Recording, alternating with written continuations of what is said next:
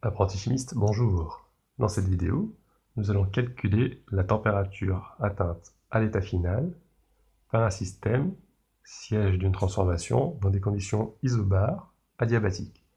La condition adiabatique, c'est par exemple parce que la réaction est très rapide et il n'y a pas le temps d'effectuer des échanges thermiques avec l'environnement.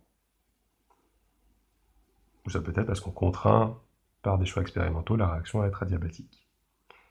Donc finalement, on veut s'intéresser à un système qui a une certaine composition à l'état initial, à une température initiale, qui est souvent la température ambiante, ou 25 degrés Celsius.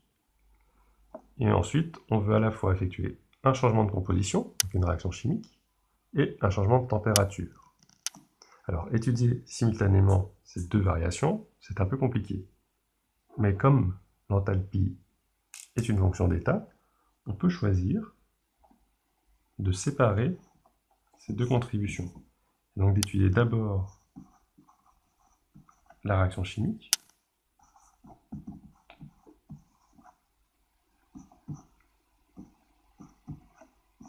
à la température initiale, constante, puis d'effectuer l'échauffement sur le milieu de composition finale vis-à-vis de la réaction. Donc de vraiment séparer, comme s'il y avait d'abord la réaction chimique, puis l'échauffement. Alors qu'en pratique, les deux s'effectuent simultanément. Mais on peut faire ce découpage fictif sans problème, car l'enthalpie est une fonction d'état. Donc, à cette première étape, correspond une variation d'enthalpie due à la réaction à la température initiale. Et ça, on sait la calculer d'après une vidéo précédente. À cette deuxième étape correspond une variation d'enthalpie due à l'échauffement d'un système de composition fixe. Alors, de composition fixe, il peut y avoir une petite subtilité dans certains problèmes s'il y a un changement d'état. Mais de manière générale, de base, si on prend un système gazeux par exemple, on va simplement avoir une composition fixe et juste une variation de température.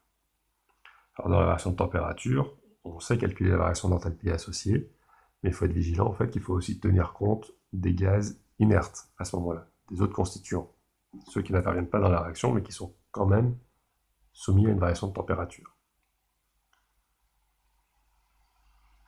Donc ensuite, le point intéressant, c'est que par construction, la variation globale d'enthalpie, celle-là, elle est égale à la variation d'enthalpie associée à la réaction, plus la variation d'enthalpie due à l'échauffement. Alors pourquoi c'est intéressant?